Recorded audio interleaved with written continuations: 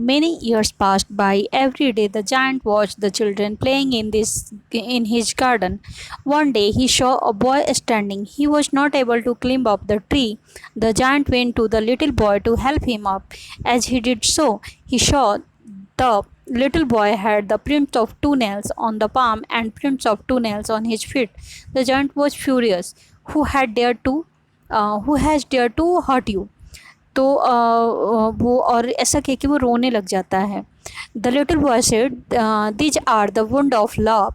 I have come to take you to my garden to play because you have let the children play in your garden. When the children came in that afternoon, they found the giant lying dead under a tree, all covered with the white blossom. तो ऐसे जब giant बगीचे में अपने खेलने देता है बच्चों को, तो ऐसे दिन गुजरते हैं, साल गुजर जाते हैं और रोज़ ही बच्चे आते हैं बगीचे में और खेलते हैं और जायंट उनको खेलते हुए देखता है.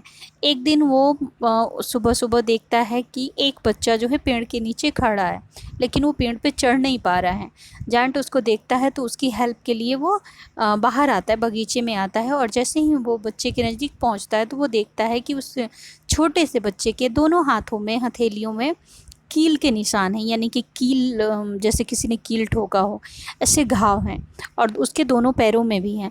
इसको देखकर जायंट बहुत गुस्सा हो जाता है और पूछता है, किसकी हिम्मत हुई कि तुम्हें दर्द दिया, किसने तुम्हें दुख पहुंचाया. और जायंट ऐसा कह के रोने लग जाता है.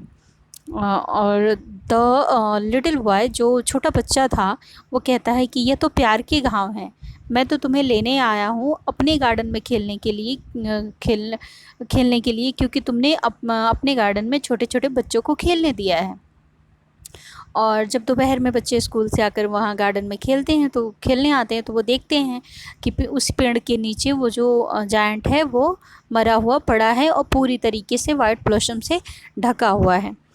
बच्चों, ये स्टोरी जो है आप लोगों की बुक में, सिलेबस में थोड़ा कम दिया हुआ है, लेकिन ये स्टोरी जो है जो इसकी ओरिजिनल बुक है उसमें ये कंप्लीट स्टोरी है. और उसमें ये है कि ये बच्चा इससे पहले भी आया होता है, जिसे जायंट ने पेड़ पे बिठाया होता है, चढ़ाया होता है, और वो बच्चा उस टाइम इसे बहुत प्यार करके जाता है.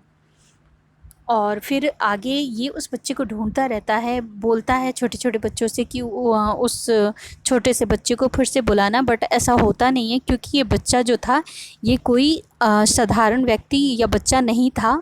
ये जीसस क्राइस्ट थे, यानी कि भगवान, जिनकी जो क्रिश्चियन लोगों के भगवान होते हैं, वो गॉड. और इनके दोनों हाथों में, हथेलियों में जो कील के निशान हैं वो इसलिए हैं क्योंकि जीसस क्राइस्ट को सूली पे लटकाया गया था. और आपने उनकी फ़ोटो देखी होगी, अक्सर आपने देखा है दोनों हाथ उनके ऊपर की तरफ टंगे होते हैं, तो उनको लटकाया गया था, तो दोनों हाथों में कील लगाई गई. तो इसलिए इस बच्चे के दोनों हथेलियों में कील के निशान हैं और पैरों में कील के निशान हैं.